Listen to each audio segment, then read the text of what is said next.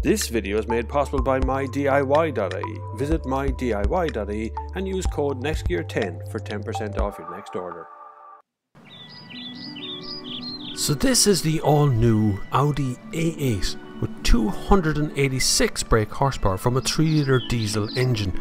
It also has that 5.0 TDI written on the back, which is not a 5-litre. It's the new Audi naming system, which no one really understands.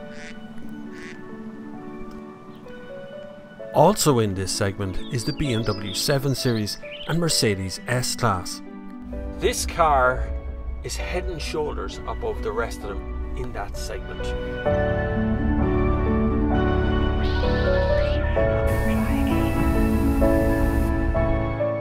There's so many automated systems in the Audi A8 to keep you safe, and it includes an all-electronic dashboard that's able to display basically any message you ever wanted.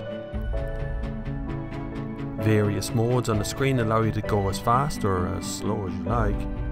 And with all the safety systems, that makes this car basically class leading. There's a damn good reason behind that. The main one is that this is built around the driver. Audi A7 is the real driver's car. The A8 is meant to be the kind of business car, you know, the business people who do business deals like business cars, and that's what this is about. But where BMW have a 7 Series, which, well, let's be serious, nobody wants to sit in the front of a 7 Series unless it's your job to sit in the front of the 7 Series and drive somebody around who actually owns the car. The only place to sit in the 7 Series is in the back of the car. S-Class, I don't think anyone really wants to sit in an S-Class at all. It is very nice, but again, it's not the driver. It's not about them, it's about the person in the back. And once upon a time, the S-Class used to be 10 years ahead of the competition. Now it seems to be hanging behind it. This car is the true driver's car. This car feels every inch the driver's car. I mean, you just put your foot down. That big engine comes on and starts rolling along. But the really good bit is that this big engine that's attached to my car is actually incredibly quiet. So as I waft along here, I've put on many mics here. We have many mics.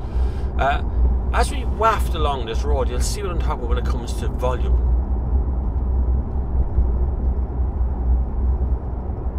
There's none.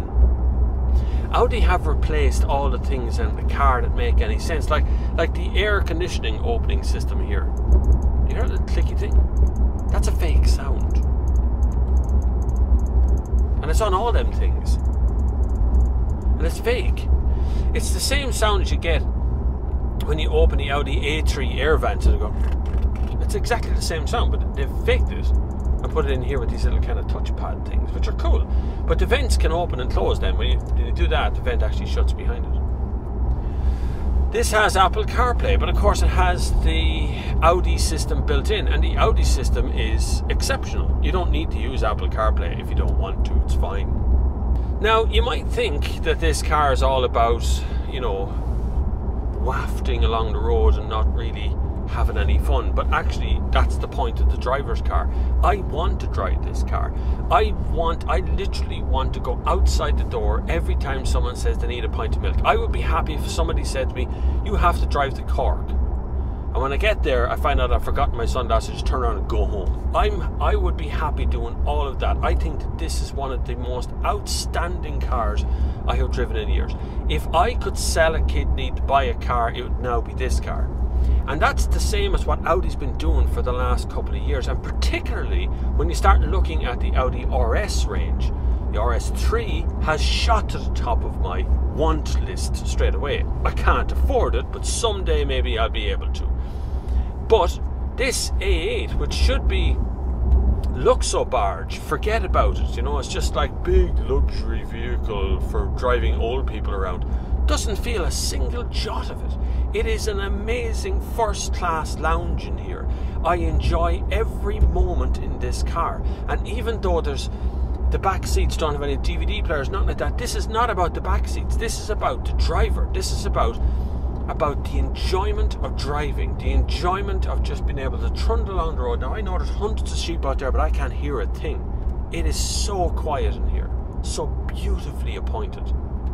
Audi have done exceptional interiors over the years, and this is definitely an exceptional interior.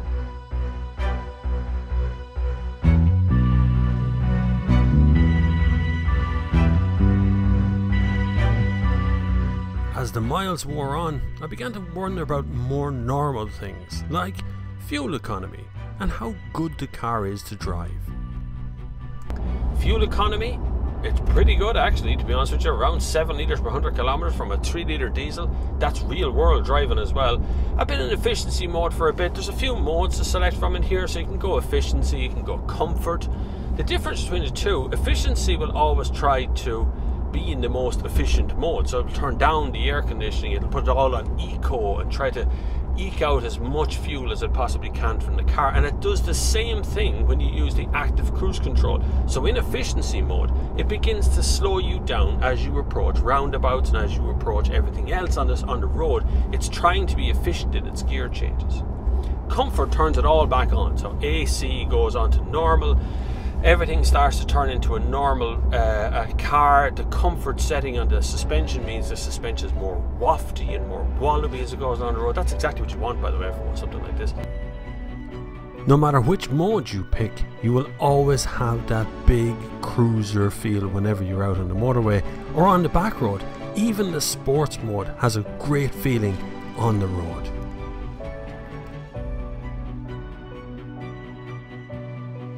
And it's just done something that I can't show you on camera, which is it's vibrated the accelerator pedal. It's just given a little because I'm driving. And what it's telling me is to take my foot off the accelerator because I don't need to add power before I reach a junction up here. I can save fuel by doing that. It has disconnected the gearbox, the revs have gone down to 0, and it's just letting it coast up to the next roundabout.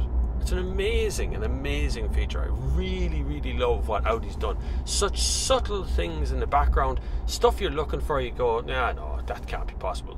It is possible, and Audi has done it. Is it really that good? What about the competition? Surely they're able to keep up with it. But this murders an S-Class, and I mean blood on the floor stuff, really. And when it comes to the BMW 7 Series, it pretty much leaves that for dust as well. It's just got everything I want as a driver. 7 Series has a lot of stuff I want if I was rich enough to have a driver. If I didn't have any interest in driving and just let somebody up the front here let me waft around the place. But that's not what happens in Ireland. How many people have a driver in Ireland who don't work for the government? So this will come eventually, you'll see. Now, I drove a hybrid A8 a couple of years ago. It's a while back now. It was for the American market. It wasn't really for Europe. It happened to be on the launch of the Audi A6 all-road. It was the launch of the A8 hybrid on the same day. So they actually did make a hybrid and still do make a hybrid. With all the attention to detail, the amount of safety equipment, and still maintaining the driver feel throughout the car, this could be the first luxury car with a little bit of soul.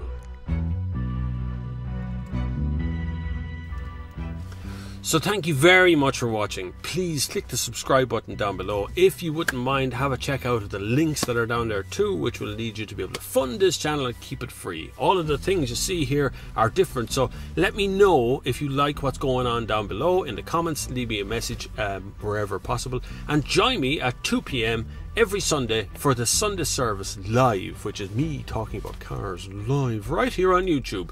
Be sure to subscribe, and I will see you on the far side.